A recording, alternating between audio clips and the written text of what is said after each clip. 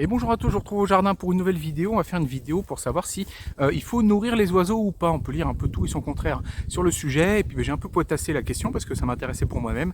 Et du coup, je vous fais une vidéo pour vous donner un peu le résultat de mes recherches et puis de ce que je pratique également moi-même au jardin. Alors on peut lire souvent que c'est pas très bien de nourrir les oiseaux, que c'est vraiment pas idéal pour eux, que ça les habitue mal, ça les habitue pas à aller chercher eux-mêmes leur propre nourriture, ça les rend dépendants des humains. Et que en plus ça les nourrit avec des choses assez mauvaises pour leur santé, qui sont vraiment pas idéales, et qui plus est, en plus ça fait de la pollution, ça fait des dépenses, donc c'est vraiment pas parfait. L'idéal ça serait que les oiseaux ils puissent s'en sortir par eux-mêmes. Sauf qu'il y a eu une étude qui est sortie il y a quelques années qui a calculé que le nombre d'oiseaux en Europe, et bien en France notamment, a baissé de 30% en 30 ans. Donc 30%, c'est vraiment énorme. Alors c'est dû à pas mal de choses, notamment pour des questions d'habitat. Ils ont du mal à trouver à se loger. Typiquement dans les maisons, ils peuvent plus se nicher sous les toits. Alors moi ici, là, dans la vieille maison que j'ai, ils se nichent sous les toits justement. Donc il y a plein de petits nids un peu partout, tout autour de la maison. Et puis j'ai rajouté également des nichoirs. Mais le problème, voilà, c'est que dans les maisons modernes et puis également dans les zones d'agriculture intensive qu'on peut avoir autour de Paris, genre la Beauce ou ce genre de choses, où il y a énormément, ou en Picardie, dans le nord de la France, où il y a vraiment que des champs à perte de vue, il n'y a plus un arbre, il n'y a plus rien, plus une haie. Et sur ces genres de no man's land d'agro-industrie, les oiseaux, ils ont nulle part où se loger. Ici, dans le sud-ouest, on a une campagne beaucoup plus variée, on a beaucoup de bosquets, on a les vignes, c'est des parcelles qui sont jamais très grandes, donc il y a des arbres un peu partout, donc on n'a pas trop ce problème-là. Le souci qu'il y a également pour les oiseaux, c'est que les insecticides sont devenus extrêmement performants, notamment les néonicotinoïdes, qui ont été interdits il y a quelques années, mais vraiment des insecticides qui vraiment flinguent tout. Il n'y a plus un seul insecte, et comme les oiseaux se nourrissent beaucoup d'insectes, ils ne trouvent plus à manger. Autre problème également, c'est le fait que les oiseaux mangent les graines des graminées notamment, et que tout est bien fauché, toutes les pelouses sont bien tondues, même les bords de route sont régulièrement fauchés. Dans les champs forcément c'est récolté. Et donc les oiseaux se retrouvent avec plus de graines à manger quand arrive l'automne-hiver, là où normalement les graminées commencent à sécher et proposent des graines de partout, il n'y a plus rien. Voilà, une possibilité également pour vous, c'est de laisser un peu d'herbe pousser, l'herbe pousser un peu haute, pour que les oiseaux continuent à se nourrir, ou alors les nourrir vous-même en leur apportant à manger. Alors parmi les choses notables également, il y a le bois mort qui est maintenant systématiquement supprimé, et il y a pas mal d'oiseaux qui se nourrissent en fait des insectes qui se développent dans le bois mort. Ça on peut pas les laisser à cause des problèmes de termites, tout ce genre de choses, en tout cas près des maisons. Et puis même dans les forêts, généralement c'est assez nettoyé parce que ça peut être dangereux. Donc voilà, ça fait partie des problèmes pour certains oiseaux qui se nourrissent justement des insectes qu'il y a dans les arbres morts. Et un autre problème également à noter pour les oiseaux, c'est les chats. Les chats sont de très bons chasseurs d'oiseaux, notamment des tourterelles. Moi j'ai pas mal de chats des voisins qui se baladent sur le terrain, et ça m'arrive régulièrement de retrouver des plumes de tourterelles qui se sont fait dégommer par un chat. C'est essentiellement les tourterelles qu'ils attrapent. Les autres oiseaux que j'ai sur le terrain, je les ai jamais trop vus les attraper. Si une fois un merle, j'ai trouvé un merle dont le dos était complètement arraché, il n'arrivait plus à voler, il courait partout. Je pense qu'il allait mourir dans un coin après. Donc voilà, ça c'est les chats qui font ce genre de dégâts sur les oiseaux. Et donc avec toutes ces pressions environnementales, on a eu une baisse du nombre d'oiseaux global de 30% sur 30 ans. Alors il y a certains oiseaux dont la population a un peu augmenté, les oiseaux les plus généralistes, ceux qui sont capables de manger un peu de tout. Notamment on va retrouver dans ceux qu'on un peu augmenté, on va trouver les merles, les rouges-gorges, les mésanges, les pigeons, voilà, tout ça c'est des oiseaux qui ont augmenté. Bon, les merles c'est pas pour m'arranger parce que les merles, eux, ils me posent vraiment des soucis au jardin. Il y en a d'autres par contre dont la population a vraiment fortement diminué, notamment les moineaux qui sont les oiseaux qui ont le plus diminué en population. Et puis par exemple les étourneaux sansonnets, ça ce serait pas pour déplaire à mon grand-père qui s'est toujours battu contre les étourneaux qui lui mangeaient toutes ses cerises, mais voilà, les étourneaux sansonnets également ont une population en forte baisse. Et également la population de bergeronnettes, ces petits oiseaux gris et blancs très mignons là, avec des petites pattes toutes fines, voilà, population également en forte baisse. Donc comme je vous l'ai dit au début, c'est pas forcément idéal de nourrir les oiseaux, mais la Ligue de protection des oiseaux elle-même conseille de nourrir les oiseaux face à cette baisse de la population. Il faut vraiment essayer de mettre toutes les chances de leur côté, et conseille de les nourrir au plus froid de l'hiver, au moment où ils ont justement le plus de mal à se nourrir.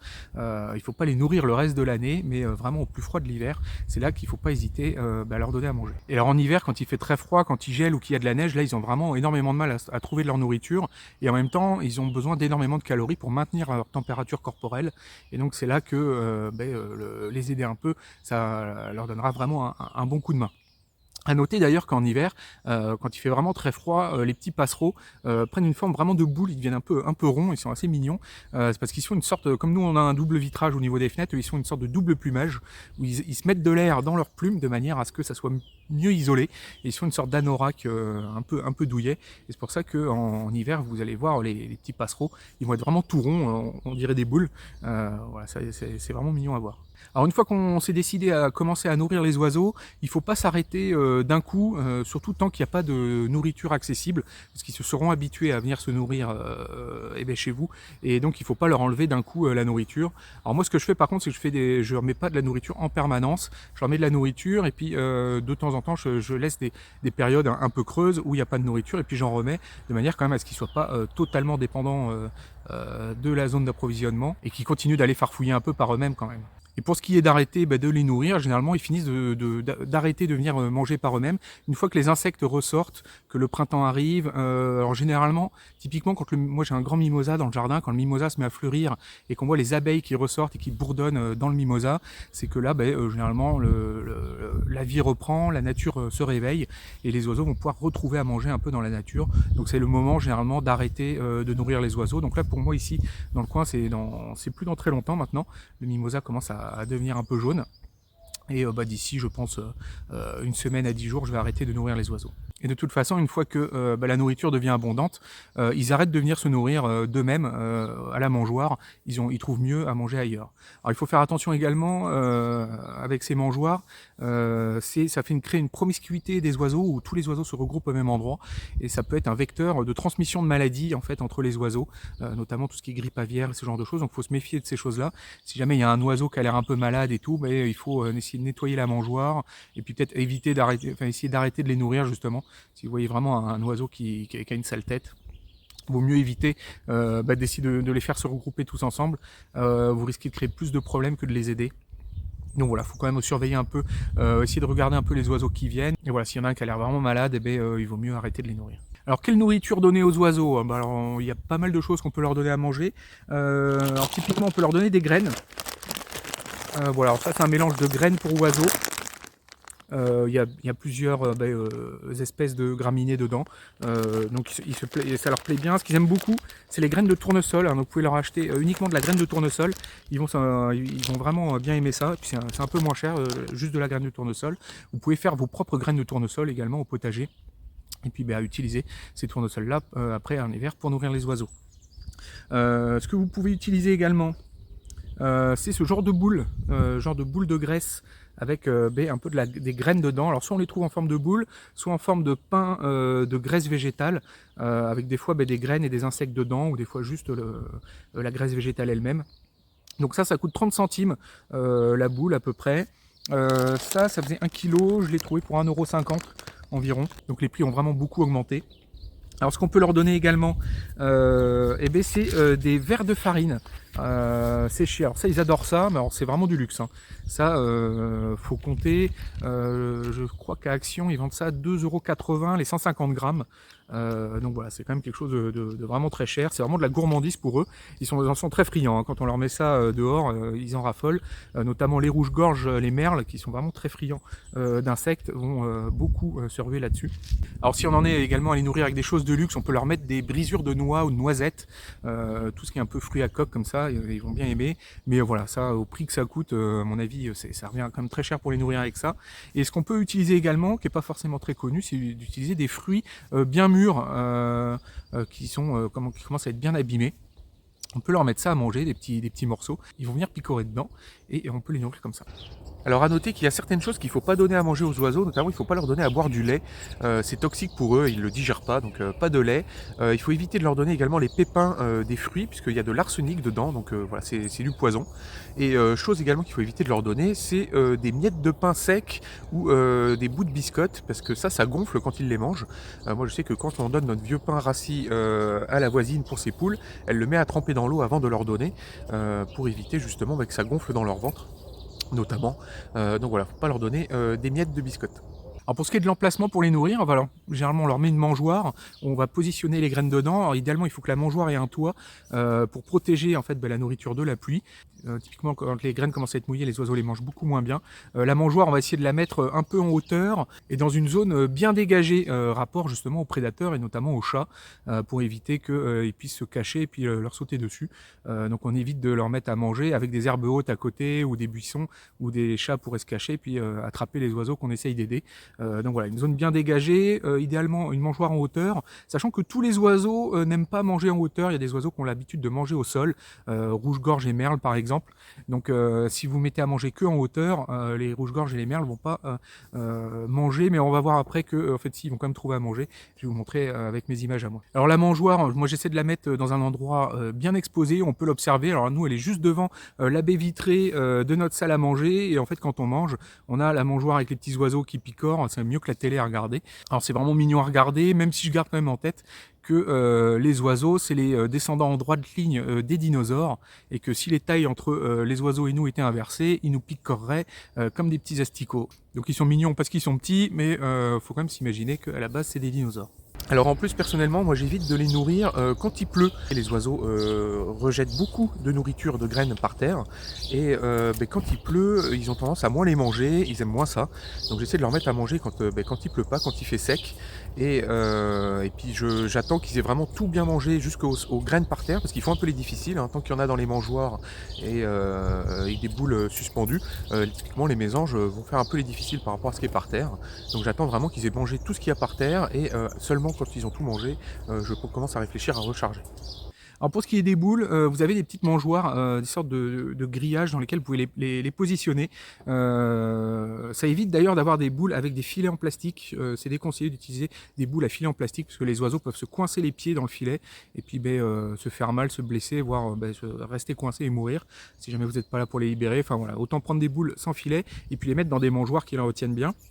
Alors ces mangeoires-là, sous forme de grille, de ce que j'ai pu observer de mon côté, il n'y a que les mésanges qui arrivent à s'accrocher et à picorer. Une fois j'ai vu un sansonnet quand même s'accrocher également à la mangeoire et mettre des grands coups de bec, parce qu'un sansonnet c'est assez gros, mettre des grands coups de bec dans les boules. Mais globalement, la plupart des oiseaux ne s'accrochent pas aux mangeoires de ce type pour mettre les boules dedans. Du coup, vous ne nourrissez que les mésanges comme ça.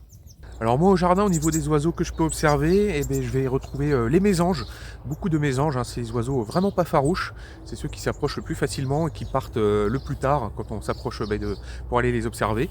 Donc voilà, beaucoup de petites mésanges très jolies. Alors elles adorent s'accrocher au présentoir à boules, c'est les seules à bien y arriver d'ailleurs. Donc elles mangent, elles picorent beaucoup dans les boules et puis ce faisant elles en rejettent beaucoup par terre. Elles s'accrochent bien également aux petits cabanons où je mets les petites graines dedans. Il n'y a pas beaucoup d'oiseaux qui arrivent, mais là c'est pareil, ils envoient plein de graines par terre. Et donc les oiseaux qui se nourrissent plutôt au sol sont nourris plutôt par les mésanges du coup, qui leur fait une petite pluie de graines dessus. Alors ensuite viennent les rouges-gorges qui, eux, sont plutôt au niveau du sol. Ils ont du mal à s'accrocher sur la cabane en hauteur. Ils ont tendance à se nourrir au niveau du sol, donc ils vont se nourrir de ce que les mésanges auront fait tomber. Les rouges-gorges, on est habitué à les voir quand on fait le potager, puisqu'ils traînent toujours derrière nous. Dès qu'on retourne un peu la terre et qu'on fait apparaître des insectes, ils sont toujours 2-3 mètres derrière nous pour venir picorer et se nourrir. Donc voilà, c'est le compagnon du jardinier, les rouges-gorges. Il y a certains oiseaux que j'arrive pas à identifier, un notamment qui se nourrit dans les graines, notamment très vif, assez allongé, assez nerveux, qui chasse les autres d'ailleurs. Alors je sais pas ce que c'est comme oiseau, mais voilà, j'ai cet oiseau là également. Au niveau du sol, j'ai des sortes d'oiseaux un peu pépères là, qui se promènent et qui picorent tout ce qui traîne. Alors c'est pareil, je connais pas, je sais pas trop les identifier. Je vais avoir des tourterelles aussi, les couples de tourterelles, souvent elles sont en couple, avec leur bruit caractéristique, ces sortes de pigeons gris là, voilà, j'en ai plein au jardin. Alors ceux-là, c'est souvent ces oiseaux-là que les chats attrapent, donc, et ça m'est arrivé de les voir faire des dégâts au potager, mais globalement c'est quand même vraiment pas un problème, donc voilà, les chats là-dessus ils m'embêtent un peu. Alors on va voir également des moineaux, ils se baladent au niveau du sol également, ils ne s'accrochent pas sur les boules ou sur le présentoir à graines. Je vais trouver également des sansonnets, des étourneaux sansonnets. C'est pas souvent que je les vois, mais là d'ailleurs j'en ai pas à l'image. Mais des fois ça m'arrive de voir des étourneaux sansonnets au niveau du sol également. Une fois j'en ai vu un qui s'était accroché aux boules, mais c'était assez épique. Qu'est-ce que je vais voir également? On va voir les merles et les merlettes. Alors eux, je préférerais ne pas trop les nourrir parce que eux, c'est vraiment eux qui m'embêtent au potager, qui me font un foin pas possible. Mais bon, on choisit pas qui on nourrit, et puis bon, voilà, ça fait partie du jeu. Alors dans les oiseaux également que je vais avoir, je vais avoir des bergeronnettes, petits oiseaux avec des petites cannes toutes fines, élancées, plutôt jolies. Voilà, qui eux, pareil, uniquement au niveau du sol, ils s'accrochent pas sur la cabane à oiseaux. Et c'est à peu près tout. Ça m'est arrivé 1 ou 2 fois de voir des chardonnerets. Voilà, mais je pense que j'ai fait à peu près le tour. Alors, chose à savoir également, c'est au niveau de l'eau, quand il gèle en hiver, que vraiment tout est gelé, les oiseaux ont du mal à boire, hein, puisqu'ils n'accèdent plus à l'eau. Donc, faut pas hésiter à leur mettre des coupelles avec de l'eau, et puis comme l'eau va geler, il faut la changer régulièrement pour que l'eau enfin qu'ils aient de l'eau pas gelée dans laquelle ils puissent boire. Et également en plein été, il faut pas hésiter à leur mettre à boire quand vraiment c'est la canicule, que c'est très sec partout. Pareil, vous remettez des petites écuelles avec de l'eau, de manière à ce qu'ils puissent boire, et puis notamment ça évitera qu'ils viennent vous faire du dégât au potager, parce que souvent ils peuvent venir picorer les fruits, typiquement les tomates, en été quand vraiment il fait très chaud, parce qu'ils viennent en fait se désaltérer avec les fruits. Donc si vous leur mettez à boire à côté, peut-être que du coup ils laisseront vos fruits tranquilles. Donc voilà, c'était mon petit retour sur comment je m'y prends avec les oiseaux en hiver. N'hésitez pas à mettre un petit pouce bleu, à vous abonner si ce n'est pas encore fait. Vous pouvez me retrouver également sur Potager Coach, là, le site web que je développe pour vous aider au potager. Alors depuis le lancement, il y a un mois, vous êtes quasiment 500 à avoir rejoint l'aventure. C'était mon objectif pour l'année, 500. Donc vous l'avez déjà quasiment atteint. Donc vraiment merci à vous tous. Et puis je continue à tryhard, ça envoie des mises à jour très régulièrement. Voilà, donc merci à tous. Et puis du coup, je vous dis à bientôt pour une prochaine vidéo, à bientôt.